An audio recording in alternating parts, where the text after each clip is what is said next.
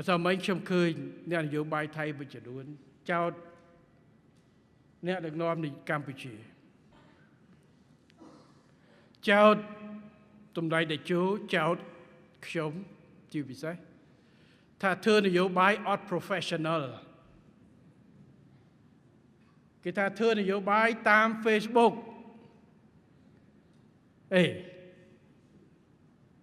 ស្អីចេះស្អីទៅអ្នកនយោបាយធ្វើនយោបាយអត់ professional ចង់និយាយយ៉ាងម៉េចគេចង់និយាយថាស្អីជជែកគ្នា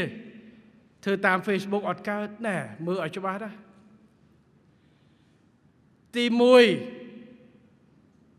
អ្នកនយោបាយ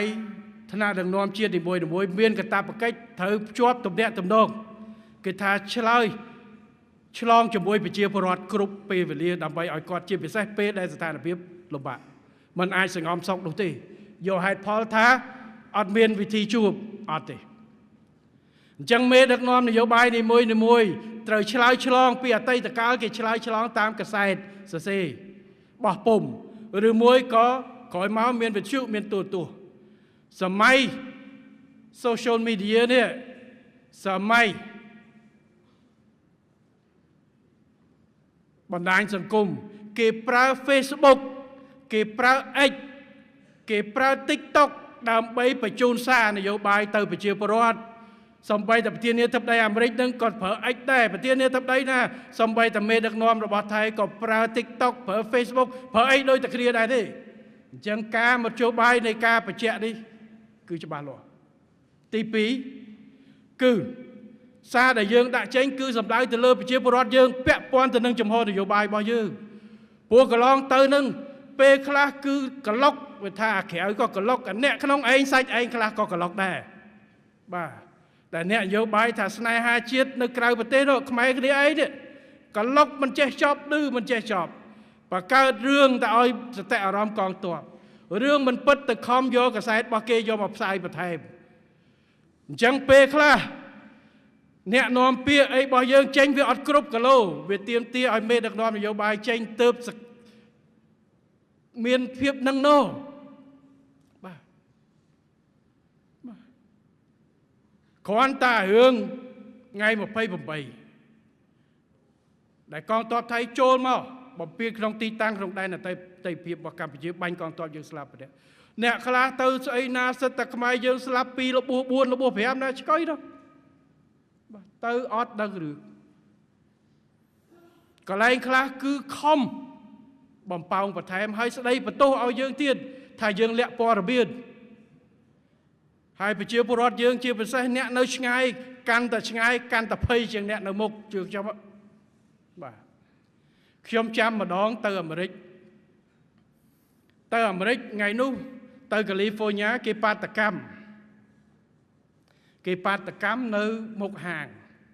ដល់ខ្ញុំចូលទៅមានការគប់ស្អីមកអញ្ចឹងទៅហើយមានធ្វើឲ្យអុកឡុកខ្លះនៅក្នុងហាង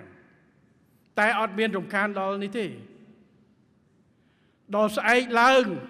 ខ្ញុំដឹងព័ត៌មានពីអ្នកភ្នំពេញវិញ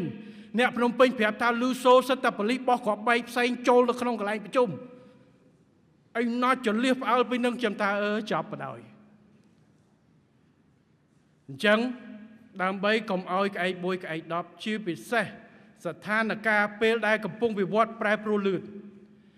រាជរដ្ឋាភិបាលមានសមត្ថកិច្ចមានកាតព្វកិច្ចក្នុងការជូនព័ត៌មានជូនប្រជាពលរដ្ឋ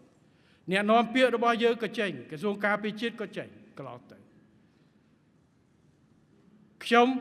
ក្នុងនាមជានាយករដ្ឋមន្ត្រីទោះបីជានៅក្រៅប្រទេសក៏ខ្ញុំត្រូវចេញព្រោះថ្ងៃទី1ដែលដឹកចល័តទ័ពនៅព្រំពេញគេថាចល័តទ័ពពេញប្រទេសនាយករដ្ឋមន្ត្រីនៅក្នុងទៅម៉េចមានអ្នកខ្លះថារហូតទៅដល់មានរដ្ឋប្រហារនៅក្នុងប្រទេសទៀតកម្ពុជាផ្អើលចឹងខ្ញុំត្រូវចេញសារ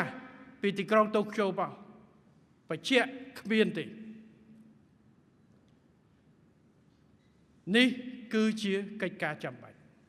ការចេញសារទៅឲ្យប្រជាពលកររបស់យើងនៅក្រៅប្រទេសដែលបងប្អូនមានបំណងចង់មកប្រទេសវិញឲ្យមន្ត្រីរបស់យើងត្រៀមលក្ខណៈយ៉ាងណា ព្រោះចង្កាលដាក់សារដាក់បទបញ្ជាទៅមន្ត្រីរបស់យើងគាត់ទទួលបានប៉ុន្តែប្រជាពលរដ្ឋពលករយើងអត់ដឹងរឿងទេដាក់អា Facebook មក share 10រាប់ម៉ឺនអ្នកទៅរាប់លានអ្នកបានឃើញគាត់ឆាប់ដឹងនេះគឺជាវិធីសាស្ត្រល្អលឿនអញ្ចឹងគ្មានអីដែលធ្វើឲ្យប៉ះពាល់គេថា unprofessional នោះទេបាទខ្ញុំឆ្ងល់គេប្រើពាក្យហ្នឹងទៅដែរប៉ុន្តែផ្ទុយទៅវិញណាខ្ញុំសូមបញ្ជាក់កម្ពុជាពាក់ព័ន្ធរឿងនេះគឺយើងដើរក្រោយទេយើងអត់ធ្មត់ណាស់ប្រហែលខែមកនេះយើងអត់ធ្មត់ណាស់បាទនៅថ្នាក់ដឹកនាំថៃទាំងអ្នកនយោបាយទាំងអ្នកប្រឆាំងជ្រុលនិយមពេលខ្លះទាំងកងទ័ពចេញសារបដៅបន្តិចម្ដងបន្តិចថាអានេះរបស់ខ្ញុំអាប្រាសាទនេះនៅក្នុងដីថៃប្រើប្រាស់ផែនទីឯកតោភាគីរបស់គេសោះបន្តិចថាកាត់ភ្លើងបន្តិចថាកាត់អ៊ីនធឺណិតបន្តិចថាធ្វើលបងខណ្ឌកម្ពុជាហើយថៃស្អីទៅអាហ្នឹង professional អីនិយាយឲ្យច្បាស់តែម្ដងកម្ពុជាអត់មាត់ទេអត់ធ្មត់ណាស់យើងមិនចង់មានរឿងប៉ុន្តែពេលខ្លះដល់យើងមិនមាត់គេជន់ដល់យើងឡងថាយើង professional unprofessional អីទៅអញ្ចឹងកើតឯដល់លោកជំទាវហើយខុសតែរហូតយើងអត់មាត់ជន់បន្ថែមយកចំណេញនយោបាយដល់យើងឆ្លើយតបត្រឹមលក្ខខណ្ឌរបស់យើងគេចោទថាយើងអ្នកបកករឿងអ្នករំលោភអ្នករឿងវិញអ្នកអត់គេថាជំនាញធ្វើការអត់ជំនាញតាមតដាទៅចុះ